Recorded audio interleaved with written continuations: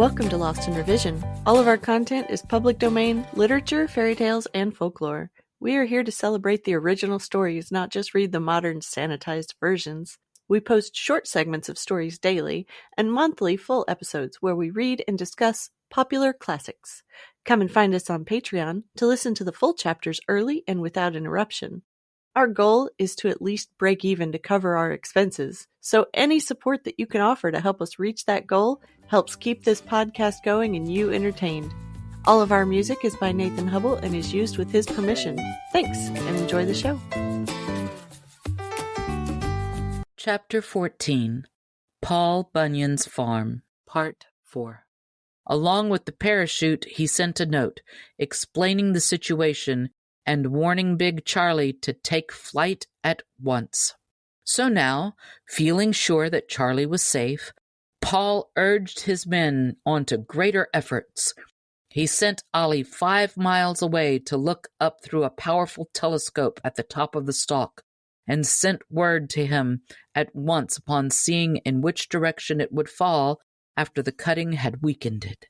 He wanted to know which way it would fall in order to warn all the people in its path and direct them to safety. Finally, the little chore boy rushed into view, breathing hard from having run so fast. "The big Swede says the top is beginning to lean towards the west," he panted. It was well that it had chosen that direction in which to fall, as there were fewer people to the westward which it might endanger in its rush to the ground. The stalk began to fall, and there could be heard the sound of the wind whistling through its leaves and tassels far, far above. As soon as his ears caught this noise, Paul sprang into his wagon to which Jerry and Jenny, his mule team, were hitched and impatiently waiting to go. He gave them their heads, and away they galloped to the west, almost as fast as lightning. So fast did they go that they could be seen only when Paul slowed them down to a walk when passing word of warning to someone in the danger zone. A mighty ride that was, and one that should be more widely famous. For 2.5 days the big stalk continued to fall before it finally hit the ground. After the dust had cleared away, Paul sent his men out with surveying instruments to measure its size, but they were unable to get the exact and original figures. In falling, most of it had been raveled out by the rushing of the wind, and the few miles of it that remained intact were a poor indicator in determining its exact size. Some idea of its hugeness, however, can be had from knowing what kind of ears of corn it had on it.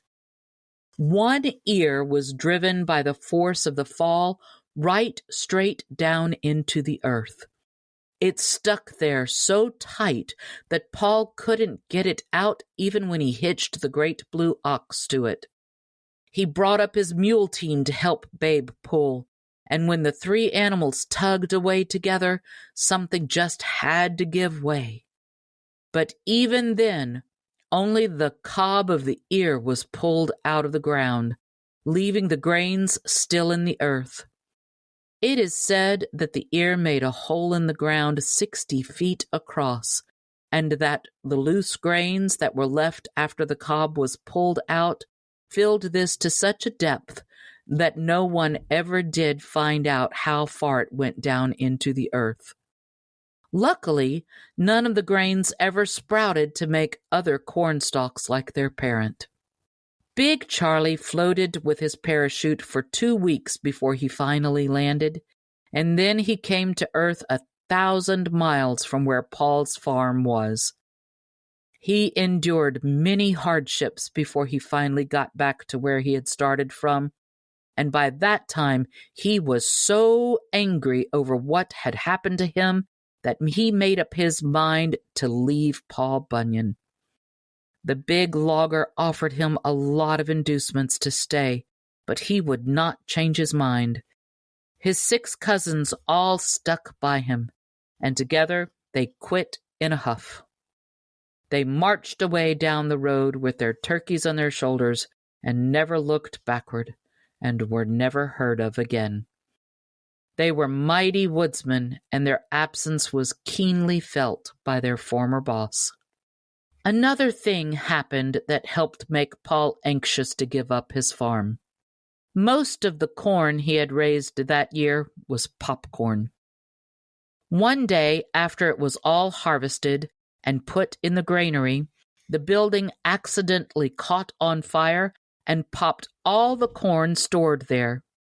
The flying white grains flew all over the farm until they covered the ground 3 or 4 feet deep, or perhaps even more. It didn't seem to hurt Babe, but all the other animals on the farm, Bessie, the mule team, the roan colt, and all the others, thought they were having an extraordinarily severe snow blizzard and froze to death. Elmer, the moose terrier, was in the house while the popping was going on, and so he was also saved. The loss of all his animals was quite a blow to Paul, and his loss disgusted him with farming. Only Babe and Elmer were left to him out of all of his pets, and he decided to delay no longer about moving to the Pacific coast. The 7 axemen were lost, his farm was worn out, the timber was cut, and he was ready to hunt out a new and wilder part of the country. So with his wife, Teeny and Jean, his son and daughter, a few of his old followers, and Babe and Elmer, he set out westward.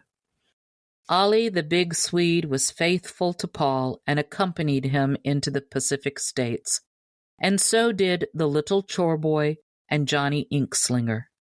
Also, some of his former workmen followed after him later on and joined his Western crew, glad to work once more under the greatest boss in the woods. Thanks for joining us today.